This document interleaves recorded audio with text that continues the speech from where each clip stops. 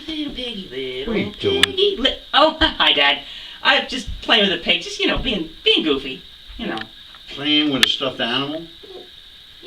Just What are you, a sissy? having fun, just... You'll never turn out to be anything. You're nothing. What? All I was doing was playing with a pig. It's not a big deal. Why don't you do something constructive with your life? Why don't you go out and get a job? Why don't you go out and do something constructive?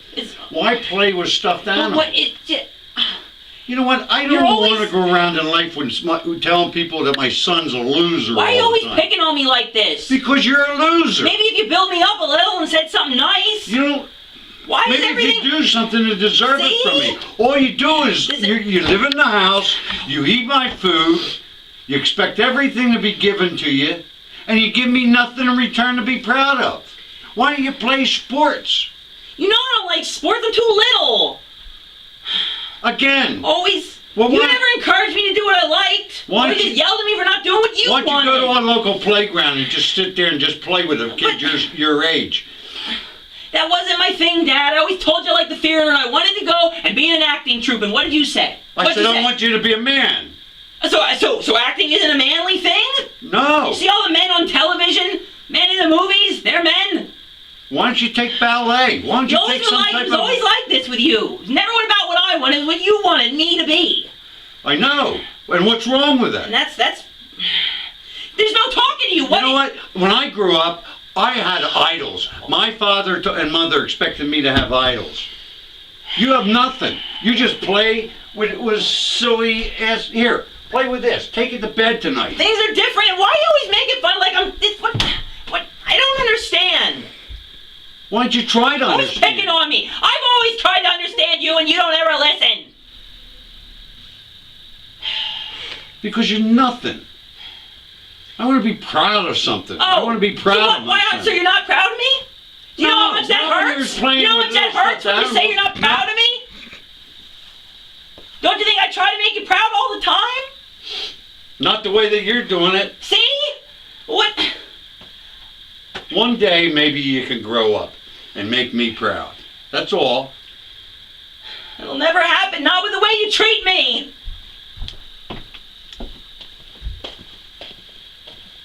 Cut. Welcome back to the Jim and Patrick Show. That was an improv that Jim and I did about bullying, showing what it looks like and how ugly it really is. And we want to have a pretty, frank discussion about bullying, and we're going to start with some statistics that Jim has done some research on and found. I did a lot of research on the statistics of bullying, so I can make a presentation and some speeches at different locations. The numbers of bullying continue to rise every month. It's estimated that 160,000 children miss school every day due to the fact and the fear of attack or intimidation by other students. American schools harbor approximately 2.1 million bullies and 2.7 million of their victims. 1 in 7 students in grades K through 12 are either a bully or a victim of bullying. 56% of students have personally witnessed some type of bullying at school. 15% of school absenteeism is directly related to fears of being bullied at school. 71% of students report incidents of bullying as a problem in their school and nothing is done about it. 1 out of 20 students has seen another student with a gun. 282,000 students are physically attacked in secondary schools every month. Those in the lower grades report being twice as many fights as those in higher grades. However, there is a lower rate of serious violent crimes in the elementary level than in the middle or the high schools.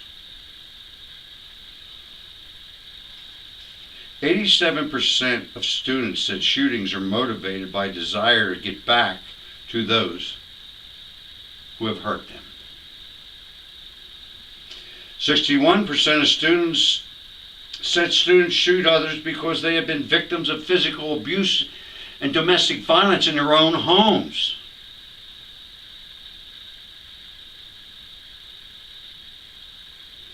Harassment and bullying have been linked to 75% of all school shootings. Bullying can be physical, it can be verbal, it can be indirect, cyberbullying, text bullying, pictures, phone calls, email bullying, chat room, bullying through instant messages. Since 2002, 15 school children ages 11-14 have committed suicide in Massachusetts. 3 of them were age 11. LGBT students said that they experienced more harassment at school during the previous year. In 2005, surveys said that students said their peers were most often bullied because of their appearance and the way that they looked.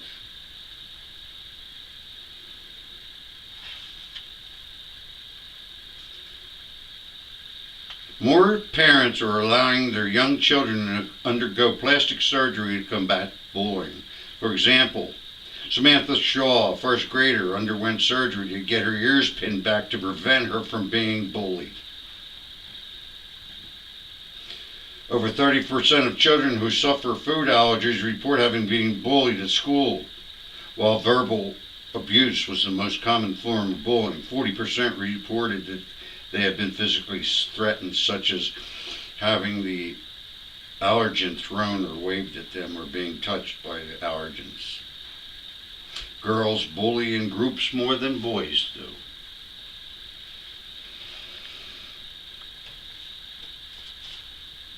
What I think we should do, Jim, is, that's a lot of really interesting statistics.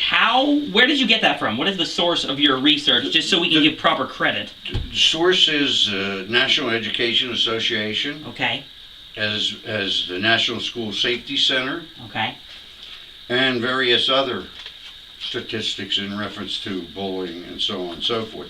But you see, the point is bullying is getting out of control, and something needs to be done. Definitely is. Something needs to be done. And there's bullying at home, there's bullying in marriages, which bullying in marriages is called domestic violence. Enough is enough. It's time that we stop this. It's time that we require that school administrators deal with that, and when there's reports by a child that somebody is picking on them, do something about it. I know that whenever I was in school, I was picked on, because I was little. I'm little now, so if I'm little at 34, I was really little when I was 12, 13, 14, 15, and, there just so happened that there were people in the grade right ahead of me that would pick on me for this.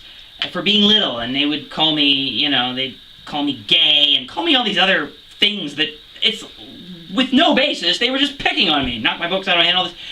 But back when I was in high school, stuff didn't really get done about it. It was just allowed to happen, and I believe from having younger cousins and knowing some people that are in schools now, they take this stuff more seriously. Unfortunately, it took a lot of the instances of, beginning with the Columbine shootings and some other school violence issues that happened and incidences that it made the schools realize we really have to take this seriously when someone says they're being picked on. And again, I'm grateful that they are, but even more needs to be done because it's being picked on and it just makes it that you don't want to go to school. And some people react differently. I just went to school, did my thing, and kind of let it roll off my back. Most people can't do that, and then they do unhealthy things. Either they hurt themselves or hurt others. And it's sad to say also that there's a lot of parents, children that bully, that support that child in bullying activity. Oh yes, very true. So sad to say.